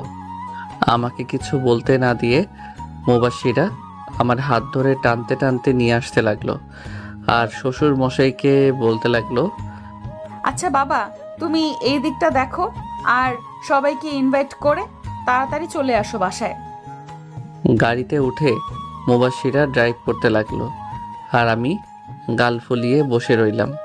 মুবাশিরা অনেক কিছু জিজ্ঞাসা করছে, বাট আমি কোনো কিছুরই উত্তর দিচ্ছি না দেখে মুবাশিরা এক পাশে গাড়ি সাইড করলো আর বলতে লাগলো, এই বাদর ছেলে, কি হয়েছে? কথা বলছো না কেন? মনে হচ্ছে অনেক রেগে আছো। আমি তাও কোনো কথা না বলে চুপচাপ বসে রইলাম। এবার মুবাশিরা বেশ রেগে গিয়ে বলতে লাগলো, কথা না বললে কিন্তু তোকে এক্ষুনি খুন করে ফেলবো। আমি কিন্তু এখন অনেক রেগে আছি। পরে উল্টোপাল্টা কিছু করে ফেলবো এই বলে দিলাম। আমি পাগলিটার দিকে আর চোখে তাকিয়ে দেখি রাগে একদম লাল হয়ে গিয়েছে, পুরাই টমেটোর মতো। আমি ফিক করে হেসে দিলাম। আমার এমন হাসি দেখে পরিটা বোকা বনে গেল। কি হলো? তুমি না এই রেগে কথাই বলছিলে, এখন আবার এমন করে হাসছো কেন? আরে এসব করেছি তো তোমাকে রাগানোর জন্য, কারণ রাগলে তোমাকে আরো বেশি সুন্দর লাগে। তবে রে ফাজিল ছেলে, তোর আজকে খবরই আছে। জানিস আমি কত ভয় পেয়ে গেছিলাম, মনে করেছিলাম তুই আমার উপরে রেগে গিয়ে কথাই বলছিস না। যদি আমাকে ছেড়ে চলে যাস আর কোনো সময় এমন করবি না, আমার সাথে এক মুহূর্তের জন্য কথা বলা বন্ধ করবি না। তুই আমার সাথে কথা না বললে আমি মরে যেতে চাই। তুই বুঝিস না কেন? হ্যাঁ, আমাকে তুই বুঝবি, বল। পাগলিটা আমার বুকে আস্তে আস্তে কিল ঘুষি মেরে আর সাথে সাথে কান্না করতে করতে কথা বলছিল। এখনো কান্না থামায়নি, তাই আর উপায় না পেয়ে এক টান দিয়ে আমার বুকের মাঝে নিয়ে 4 ঠোঁট এক করে দিলাম। সাথে সাথে সব ঠান্ডা হয়ে গেল। জানি পইটাকে ঠান্ডা করতে হলে এটাই করা লাগবে। কিছু সময় পর ছেড়ে দিলাম আর দেখি মহারানী লজ্জা পাচ্ছে। লজ্জা পেয়ে কথা বলা বন্ধ করে দিয়ে মাথা নিচু করে বসে আছে। এই প্রথম আমার কাছে এমন লজ্জা পাচ্ছে পরিটা। এখন মনে হচ্ছে পৃথিবীর সকল সৌন্দর্য পরিটাকে ঘিরে ধরেছে। আমি তো চোখ সরাতেই পারছি না। হঠাৎ করে মুবাশিরা আমাকে জড়িয়ে ধরে আমার বুকে মুখ লুকালো আর বলতে লাগলো, যা শয়তান পোলা। দেখছে যে আমি লজ্জা পাচ্ছি, তাও কেমন করে তাকিয়ে থাকে, মনে হচ্ছে এক্ষুনি মাটির নিচে চলে যাই। তা হঠাৎ এমন লজ্জা পাচ্ছ যে? কই আগে তো লজ্জা পাওনি? জানি না দুষ্টু পোলা কোথাকার। গাড়ি চালাও, আমি এখন আর ড্রাইভ করতে পারবো না। আমি ড্রাইভিং সিটে বসে ড্রাইভ করে বাসায় চলে আসলাম। আর পুরো রাস্তায় পরিটা আমার বুকে মুখ গুজে বসেছিল। লজ্জায় ঠিকমতো কথাও বলে নাই। বাসার সামনে গাড়ি থামাতে গেট খুলে দৌড় দিয়ে চলে গেল। ওর লজ্জা পেতে দেখে আমার চরম পর্যায়ে হাসি পাচ্ছিল। অনেক কষ্টে হাসি থামিয়ে বাড়ির ভিতর চলে গেলাম। আর তখনই বাসার ভিতর গিয়ে দেখি শাশুড়ি আম্মা কার সাথে যেন মোবাইলে হেসে হেসে কথা বলছে। আমাকে তাড়াতাড়ি করে বলতে লাগলো, আচ্ছা চলে এসেছে, এখন রাখি। 2 দিন পর তো দেখাই হবে, পরের বার আবার সন্দেহ করতে পারে। কথাগুলো বলেই কলটা কেটে দিল আর আমাকে বলতে লাগলো, আরে সাব্বির, বাবা যাও, তাড়াতাড়ি রুমে গিয়ে ফ্রেশ হয়ে আসো, আমি খাবার দিচ্ছি। জি আম্মা, যাচ্ছি। পরে রুমে এসে দেখি ওয়াশরুম অলরেডি বুক হয়ে আছে, মানে মুবাশিরা ফ্রেশ হতে গেছে। তাই আমি খাটের উপর ধপাস করে বসে পড়লাম আর মোবাইল গুতাগুতি করতে লাগলাম। কিছু সময় পর মহারানী বের হলো আর আমার দিকে টাওয়েলটা ছুঁড়ে মারলো আর ভাব নিয়ে বলতে লাগলো, হ্যাঁ মিস্টার পিচ্চি সাব্বির ওরফে জুনিয়র বর, যাও এক্ষুনি ফ্রেশ হয়ে আসো, আমি নিচে যাচ্ছি খাবার রেডি করতে। খেয়ে দিয়ে অনেক কিছুর প্ল্যান করতে হবে। তোমার হাতে 15 মিনিট সময় আছে, তার মধ্যে তোমাকে যেন খাবার টেবিলে পাই। কথাগুলো বলেই মুখ ভেঙচি দিয়ে দিল দৌড়। আমি ওর কথা শুনে ভেবাচেকা খেয়ে গেলাম। কি হলো এটা? ও সব ভাবাভাবি বাদ দিয়ে ওয়াশরুমে ঢুকে গেলাম। ঝর্ণা ছেড়ে দিলাম। আহ কি শান্তি। ফ্রেশ হয়ে শুধু টাওয়েল পরে বের হলাম, কারণ আমি কিছুই নিয়ে যাইনি ফ্রেশ হতে। বের হয়ে আগে গিয়ে ঠাস করে দরজা লাগিয়ে দিলাম, কারণ কখন কে চলে আসে বলা যায় না। দরজাটা লাগিয়ে পিছনে ফিরতেই দেখি মহারানী শাড়ির আঁচল কোমরে গুজে আমার দিকে ড্যাব ড্যাব করে তাকিয়ে আছে। হঠাৎ করে বলে উঠল, কি মহাশয়, দরজা লাগালেন কেন? আমি যেন না আসতে পারি, তাই না? কই না তো, এমনি লাগালাম, হি হি হি। এমনি নাকি? আমি ভালো করেই জানি আমার জন্যই দরজা লাগিয়েছো। বের হও বলছি। লজ্জা করছে না তোমার? আমার তো লজ্জা করছে। যাও, আমি জামা কাপড় পরে আসছি। কেন লজ্জা করবে? আমি তো আমার বরকে দেখেছি, অন্য কাউকে তো আর দেখছি না। এইদিকে আমি ওর দিকে তাকিয়ে দেখি বইটা বেশ লজ্জা পাচ্ছে। লজ্জায় মুখটা একদম লাল হয়ে গেছে। তারপরও আমার সাথে জোর করে ঝগড়া করছে। কি মেয়েরে বাবা, তাই একটু ভাবলাম ফাইজলামি করি। আমি ধীরে ধীরে মুবাশিরার দিকে এগোতে লাগলাম। এইটা কি হলো, মনে করেছিলাম ভয় পাবে আর পিছিয়ে যাবে, কিন্তু না, ঠায় দাঁড়িয়ে আছে আর আমার দিকে তাকিয়ে আছে। আমি পরিটার একদম কাছে চলে আসছি, আমার মুখটা ওর মুখের সামনে নিয়ে যেতে লাগলাম। তখনই মুবাশিরা চোখ বন্ধ করে ফেললো, ওর ঠোঁট জোড়া কাঁপছে। আমি কিছু সময় ওর দিকে তাকিয়ে থেকে মুচকি একটা হাসি দিয়ে পাশ কাটিয়ে জামা কাপড় পরতে লাগলাম। আর ওইদিকে মহারানী ঠায় দাঁড়িয়েই আছে। আমি কিছু করছি না দেখে আস্তে আস্তে চোখ খুললো আর আমাকে সামনে পেল না। পিছনে তাকিয়ে দেখে আমি শার্ট প্যান্ট পরে দাঁড়িয়ে আছি। এটা কি হলো? কই কিছুই তো হয়নি, তবে রাতে কিছু একটা হতে পারে বলেই একটা চোখ টিপ মেরে দিলাম। এখন তো কিছু একটা হতে চলছিল, কিন্তু হলো না কেন? ওটা রাতের জন্য রেখে দিয়েছি, সব রাতেই হবে। এখন আমার অনেক ক্ষুধা পেয়েছে, পেটের মধ্যে হরতাল শুরু হয়ে গেছে। আর কিছু সময় এভাবে থাকলে মনে হয় বোম ব্লাস্ট হয়ে যাবে। কথাগুলো বলেই দরজাটা খুলে বের হয়ে গেলাম। আর মহারানী তো আমারে গালি দিয়ে 14 গোষ্ঠী উদ্ধার করছে। শালা শয়তান পোলা, এইভাবে ধোকা দিয়ে গেল। কিসটা করলে কি এমন হতো? না না, কিস করে নাই, ভালোই করছে। পরে আবার ওর সামনে যেতে লজ্জায় মরেই যেতাম। আমি কিস করলে তো কোনো লজ্জা লাগে না, আর বেটা খারুসটা কিস করলে রাজ্যের লজ্জা আমায় ঘিরে ধরে। থাক, এখন থেকে আমি কিস করব পিচ্চিটাকে, ওকে আর কিস করতে দিব না, তাহলে আর লজ্জায় পড়তে হবে না। যাই, আমারও অনেক ক্ষুধা লাগছে। আমি খাবার টেবিলে বসে বসে খাচ্ছি আর শাশুড়ি আম্মা আমাকে এটা রেখে ওটা দিচ্ছে। বা এমনভাবে খেতে থাকলে 10 দিনের মধ্যে ইয়া বড় ভুঁড়ি হয়ে যাবে। তখনই দেখি মুবাশিরা আমার পাশে চেয়ার টেনে বসলো আর শাশুড়ি আম্মাকে বলতে লাগলো, মাম্মি খাবার দাও তো, অনেক ক্ষুধা লাগছে। নিজে নিয়ে খা। এটা কি হলো আম্মু? তুমি তো আমার জামাইকে বেশ বেড়ে বেড়ে বেড়ে খাওয়াচ্ছ, আর আমাকে বলছো নিজে নিয়ে খেতে। ব্যাপারটা কি বলো তো? ওরা মা মেয়ে তো তুমুল ঝগড়া শুরু করে দিয়েছে আর আমি মুখ টিপে হাসছি আর চুপচাপ খেয়ে যাচ্ছি। আমি খাওয়া দাওয়া শেষ করে সোফায় বসে পড়লাম। কিছু সময় আগেই শাশুড়ি মা মুবাশিরার সাথে ঝগড়া করে চলে গেছেন, আর এদিকে মহারানী রাগ করে গাল ফুলিয়ে বসে আছেন। খাবার নাড়াচাড়া করছে কিন্তু খাচ্ছে না, কিছু একটা ভাবছে হয়তো। তাই আমি বসা থেকে উঠে গিয়ে প্লেটটা টান দিয়ে নিয়ে নিলাম। মুবাশিরা কিছু একটা বলবে তার আগেই আমি ওর মুখে খাবার দিয়ে দিলাম। মুবাশিরা আমার এমন কাণ্ডে খাবার মুখে রেখে আমার দিকে তাকিয়ে আছে। তখন আমি ইশারায় খেতে বললাম, সেও ভদ্রমের মতো খাবার খেয়ে নিল। তারপর আবার কিছু একটা বলতে যাবে, তখনই আরেক লোকমা ওর মুখের মধ্যে দিয়ে দিলাম। এইরকম করে সবটুকু খাবার আমি পরিটাকে খাইয়ে দিলাম, একটা কথা বলারও সুযোগ দেইনি। যখন খাওয়ানো শেষ হলো তখন আমাকে বলতে লাগলো, কি ব্যাপার, হঠাৎ করে বউয়ের উপর এত দরদ যে? আমিও চোখ মেরে বললাম, বউটা তো আমারই, খেয়াল তো আমাকেই রাখতে হবে, এই আর কি। খাওয়া দাওয়ার পর্ব খতম করে রুমে চলে আসলাম।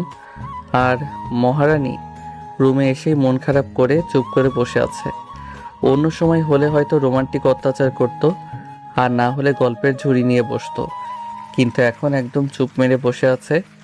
ওর এমন চুপ থাকাটা আমার ভালো লাগছে না, তাই আমি ওর বাহু ধরে আমার দিকে ফিরালাম। বইটা আমার চোখের দিকে তাকালো আর আমিও তাকালাম আর বললাম, তা রানী সাহেবা, আপনার মনটা খারাপ কেন জানতে পারি? হঠাৎই বইটা বিদ্যুৎ গতিতে আমাকে জড়িয়ে ধরে হাউ মাউ করে কান্না করে দিল। আমিও ওর এমন কাণ্ডে তাজ্জব বনে গেলাম। আমি বইটাকে পরম যত্নে জড়িয়ে ধরে বললাম, আরে এই পরি, কি হলো, কান্না করছো কেন? কি হলো? আমাকে কেউ... এইটুকুতে হেঁচকি উঠিয়ে ফেলেছে কান্না করে। হেঁচকির কারণে কথা বলতে পারছে না। আরে বাবা, কি হলো তোমার, হঠাৎ কান্না করছো কেন? তুমি যদি কান্না করো তাহলে কিন্তু আমি এখনই চলে যাব। তুমি আমাকে ভালোবাসো না, কেউ আমাকে আর ভালোবাসে না। সবাই এখন শুধু সবাই শুধু এখন তোমাকেই ভালোবাসে। তখন আম্মু আমাকে কত কথা শোনালো তোমার জন্য। ভাবা যায় এই মেয়ে কতটা বোকা। তখন তো শাশুড়ি মা মজা করে একটু ঝগড়া করেছে, আর এই পাগলিটা সেটা সিরিয়াস ধরে নিয়েছে। এই মেয়েটাকে তো ভবিষ্যতে কিছু বলাও যাবে না, মজা করে কিছু একটা বলবো, সে তো মুখ গোমড়া করে বসে থাকবে আর ভ্যা ভ্যা করে কান্না করে দিবে। এখনও কান্না করেই যাচ্ছে, আর আমার বুকে নাকের পানি চোখের পানি মুছে একাকার করে দিচ্ছে। হঠাৎই দেখি কান্না অফ হয়ে গেল, কিন্তু হেঁচকি থামেনি। বুক থেকে পরিটার মাথার উপরে উঠিয়ে দেখি সে ঘুমিয়ে পড়েছে। আমি আস্তে করে পাগলিটাকে বালিশে শুইয়ে দিলাম, আর আমিও পাশে শুয়ে মহারানীর মাথায় হাত বুলিয়ে দিতে লাগলাম। হঠাৎ করে মুবাশিরা বালিশ থেকে মাথা উঠিয়ে আমার বুকে মাথা রেখে শুয়ে পড়ল। এটা পুরাতন কিছু না, বিয়ের পর থেকেই পাগলিটা আমার বুকেই ঘুমায়। বিয়ের পরে কোনোদিনও রাতে ঘুমানোর সময় আমি বেডে দুইটা বালিশ দেখি নাই, সবসময় একটা বালিশ পেয়েছি। আমি বালিশে শুলে পরিটা আমার বুকে মাথা রেখে আমাকে শক্ত করে জড়িয়ে ধরে শুবে। তাছাড়া নাকি তার ঘুমই ভালো হয় না নাকি। আমিও মুচকে একটা হাসি দিয়ে আমার প্রিয়সীকে জড়িয়ে ধরে ঘুমের রাজ্যে পাড়ি জমালাম। এক ঘুমে সন্ধ্যা লাগিয়ে ফেলেছি, আমার ঘুম আগে ভেঙে গেছে। খেয়াল করলাম পরিটা এখনো আমার বুকে মাথা রেখে ঘুমিয়ে আছে।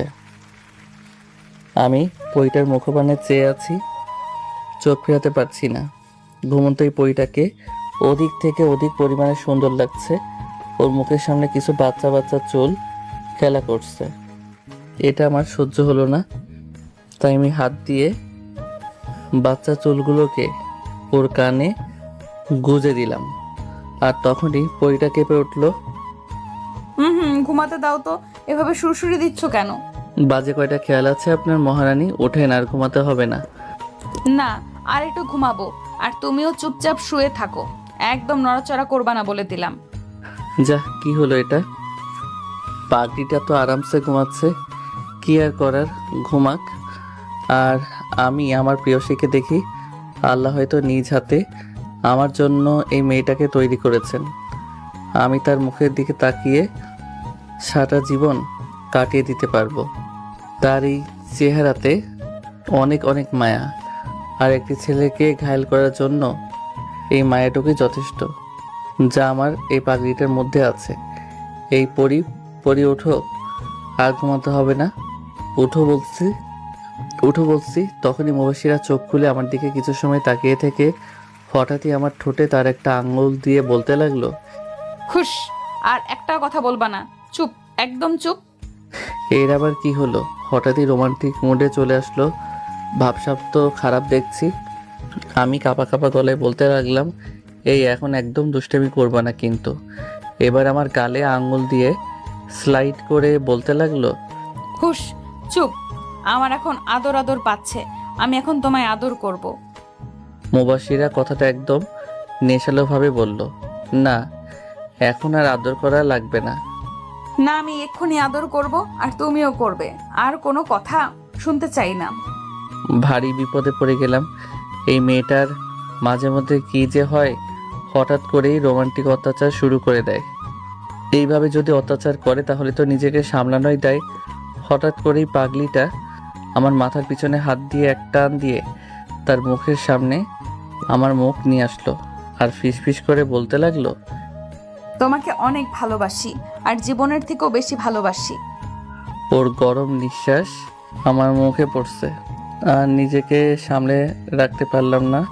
পাগলিটাকে এক টান দিয়ে নিজের সাথে মিশিয়ে নিলাম, আর ওর কানের কাছে মুখ নিয়ে বলতে লাগলাম, আমাকে এত ভালোবাসো কেন? আমার মধ্যে কি এমন আছে যে যা দেখে আমাকে এইরকম পাগলের মতো ভালোবাসো? জানি না, তবে এতটুকুই বলবো, আমি আমার পিচ্চিটাকে অনেক অনেক অনেক ভালোবাসি। আমিও এই সিনিয়র পরিটাকে অনেক বেশি ভালোবাসি। এবার পরিটা একটু বেশি লজ্জা পেয়ে গেল, তাই উল্টো দিকে ঘুরে একটু দূরে গিয়ে শুয়ে পড়ল। আমিও পাগলিটার শাড়ির ভিতরে হাত দিয়ে স্লিম পেট ধরে নিজের কাছে টেনে আনলাম। তখনই মুবাশিরা কেঁপে উঠল। যা ফাজিল পোলা কোথাকার, তোমার সাহস বেড়ে গেছে তাই না? পারমিশন ছাড়াই যেখানে সেখানে হাত দাও। যাবো বাবা, এখন সব দোষ তো আমার হয়ে গেল বুঝি। নিজেই তো আগে রোমান্টিক অত্যাচার শুরু করলো, আর তোমার এই রোমান্টিক অত্যাচার যখন শুরু করে তখন নিজেকে সামলানোই মুশকিল হয়ে পড়ে। থাক তাহলে আর কি করার, সরো উঠতে দাও, আমি বাহিরে যাব।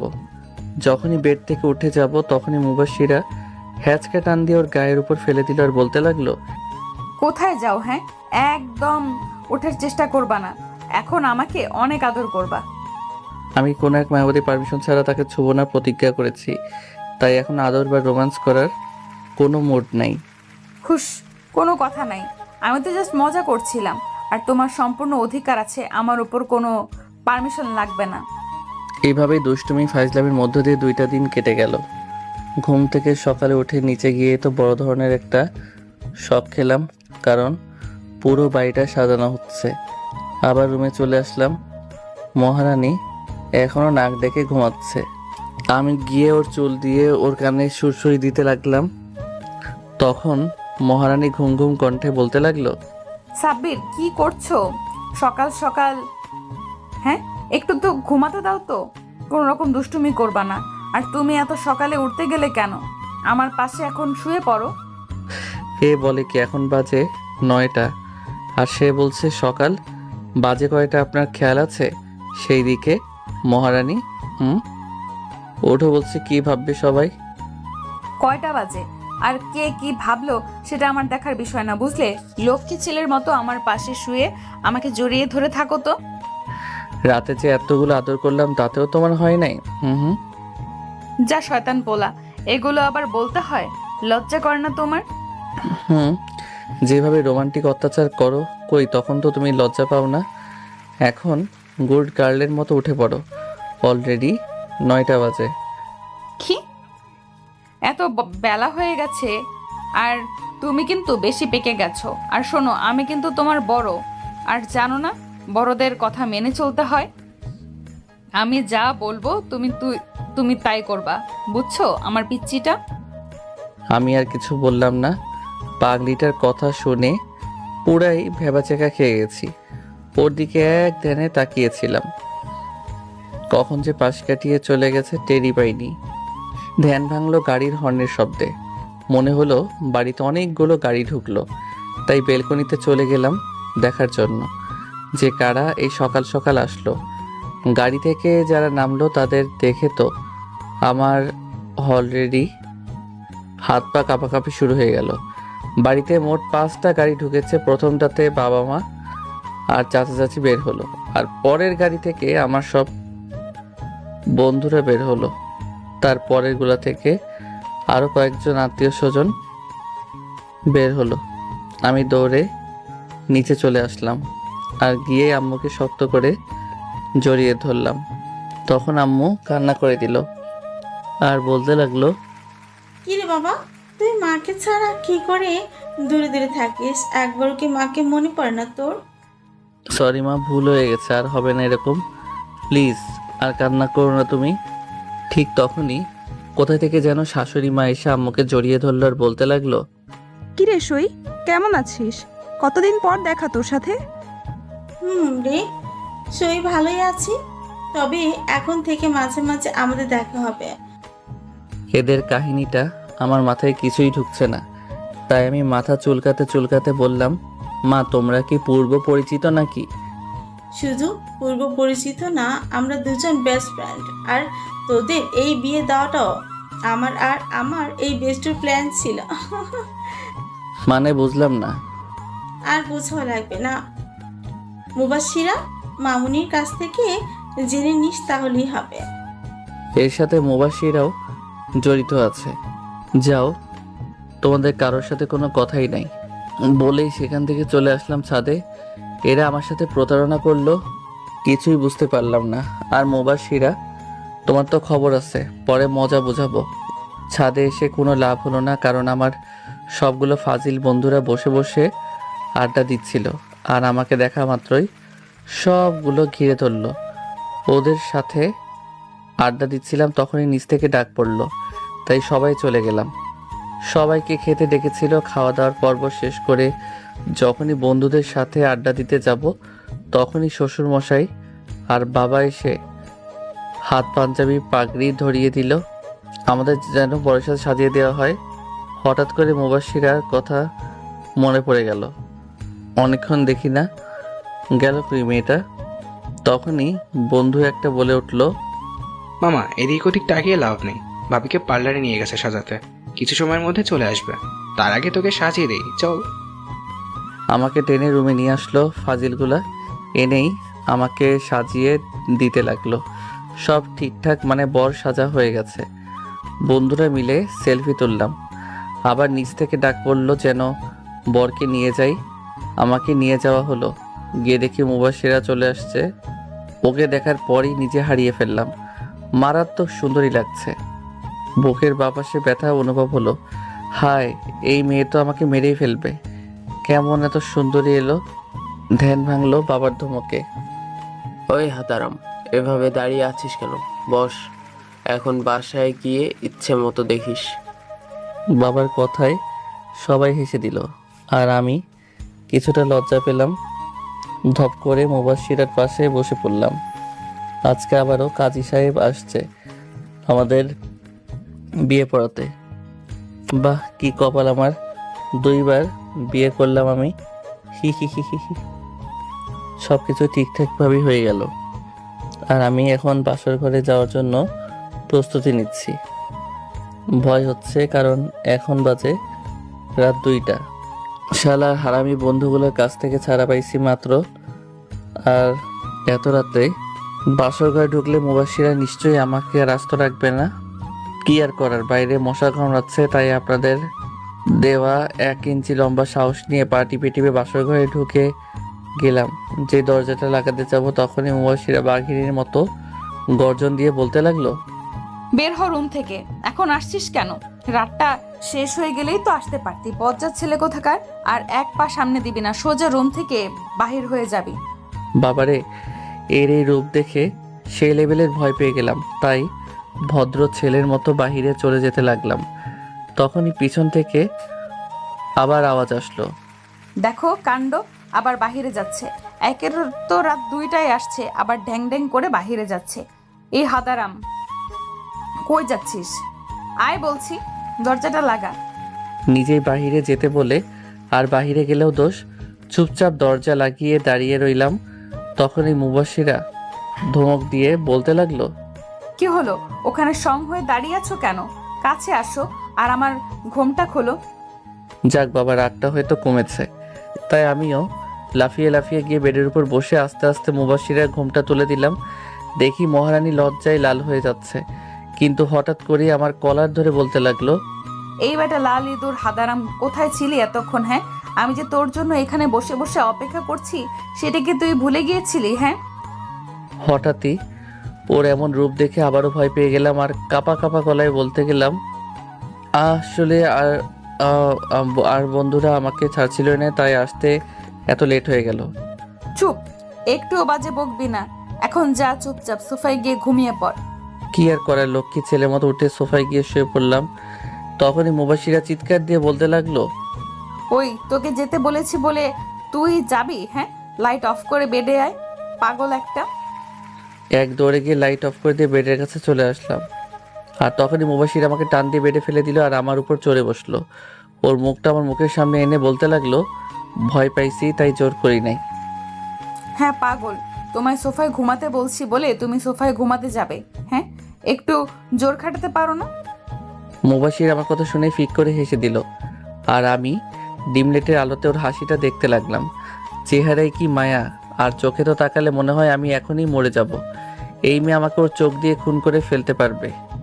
আমি ওকে টান দিয়ে ওর ঠোঁটের সাথে নিজের ঠোঁট মিলিয়ে দিলাম, আর মুবাশিরা তো আমার স্পর্শতে শুধু কেঁপে কেঁপে উঠছে। আমাদের 2 সিনিয়র জুনিয়রদের জীবন খুব ভালোভাবেই কাটছে। সবসময় দুষ্টু মিষ্টি ঝগড়া চলে আমাদের। তখনই হঠাৎ মনে পড়ে গেল, আমার আম্মু আর মুবাশিরের আম্মু তো বেস্ট ফ্রেন্ড, আর তারা নাকি আমাকে প্ল্যান করে বিয়ে দিছে মুবাশিরার সাথে। আর আম্মু তো এই ঘটনা মুবাশিরার কাছ থেকে জেনে নিতে বলছে, তাই আমিও চলে গেলাম মুবাশিরার কাছে। পরিটা এখন আম্মুর সাথে আছে, আম্মুকে কাজে সাহায্য করতেছে, তাই আমিও রান্নাঘরের দিকে হাঁটা দিলাম। গিয়ে দেখি বউ আমার আম্মুর সাথে হেসে হেসে কথা বলছে আর কাজ করছে, তাই আমি বলে উঠলাম, বাহ বাহ, 2 মা মেয়ে এত হাসাহাসি কারণটা কি জানতে পারি? তখনই মুবাশিরা হাসতে হাসতে বলল, আর বলিও না, তোমার কথাই বলছিল আম্মু। তুমি নাকি ছোটবেলায় আমাদের বাড়ি থেকে আমার আম্মুর কোলে করে হিসু করে দিছিলা। আম্মু তুমি আমার মান সম্মান এইভাবে পাঞ্চার করতে পারো না। হত ছাড়া গেলি এখান থেকে। যা বলছি তুই আমাদের মা মেয়ের মধ্যে আসছিস কেন? হ্যাঁ, যা এখান থেকে। বউ ছাড়া কি একদণ্ড থাকতে পারিস না? হ্যাঁ, তুমি বুঝলা কেমনে? আমি এখানে পরিজনে আসছি, আমি মুবাশিরাকে পরিবারেই ডাকি। এমন সময় আমরাও পার করে আসছি। যখন আমি তোর দাদির সাথে রান্নার কাজে সাহায্য করতাম, তোর মতো তোর বাবাও এসে আমার আশেপাশে খালি ঘুরঘুর করতাম। আম্মুর এমন কথার মাঝে হঠাৎ আব্বু এসে হাজির আর বলতে লাগলো, আহ সাব্বিরের মা, তোমার মুখে কি কিছু আটকায় না? হ্যাঁ, ছেলে মেয়ের সামনে আমার সম্মানটা তুমি ধুলোয় মিশানোর মিশনে নেমে পড়েছো দেখি। মামুনি, তুমি সাব্বিরের সাথে রুমে যাও।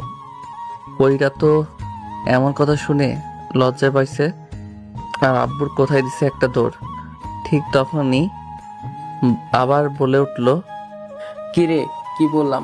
যা রুমে যা তাড়াতাড়ি, না হলে তোর মা আরো বকাবকি করবে আর আমার সম্মান লিক করতে থাকবে।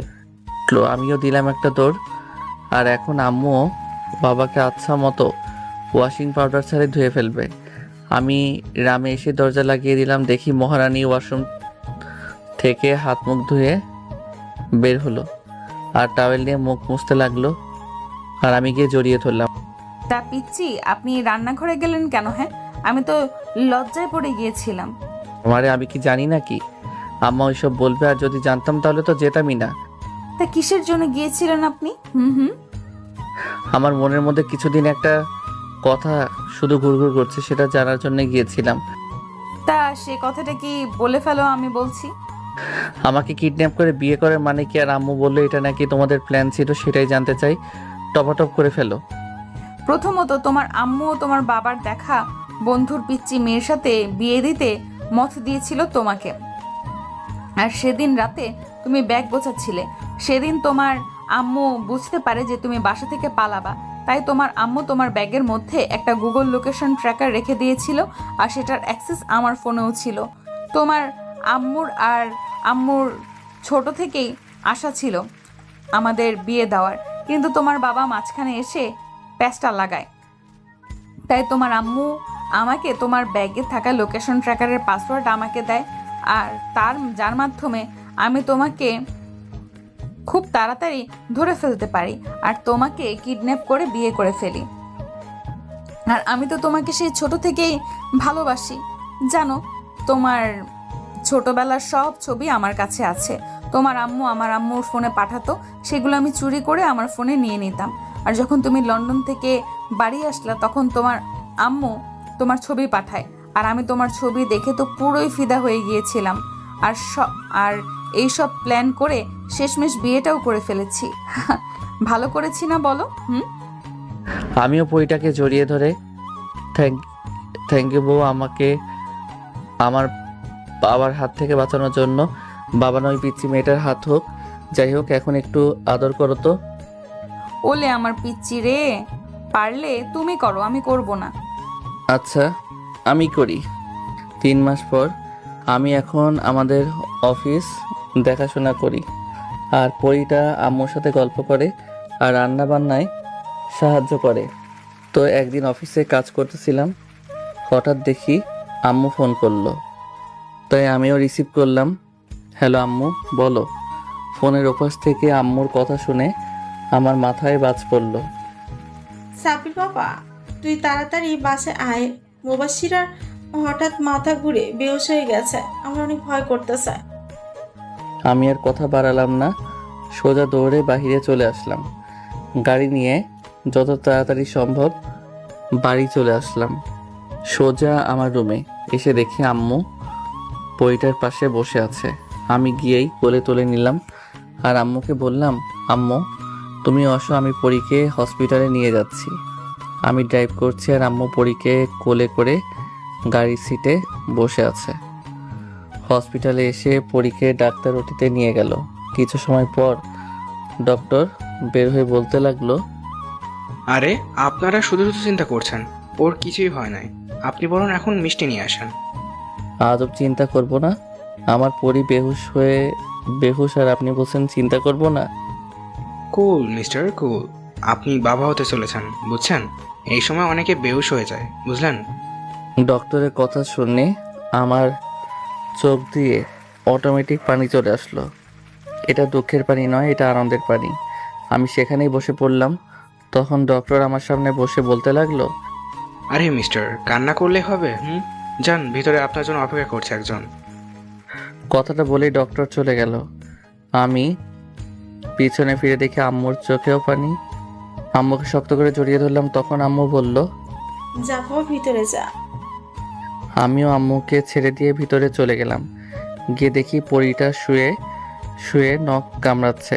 আমাকে দেখে উঠে বসলো আর বলতে লাগলো, যা বজ্জাত পোলা, আর এদিকে আসবি না, ফাজিল জানি একটা। আমি গিয়ে পাগলিটাকে শক্ত করে জড়িয়ে ধরলাম। জানো আমি না আজকে অনেক খুশি, যা বলে বোঝাতে পারবো না তোমাকে। তুমি তো খুশি, কিন্তু আমি তো লজ্জায় মুখই তুলতে পারছি না। শয়তান পোলা, তো শরম করে না জুনিয়র হয়ে সিনিয়রকে প্রেগনেন্ট বানিয়ে দিস? আমার তো অনেক লজ্জা করতেছে। আম্মু আব্বুর সামনে যাব কিভাবে? ওরে আমার লজ্জাবতী, আর লজ্জা পেতে হবে না।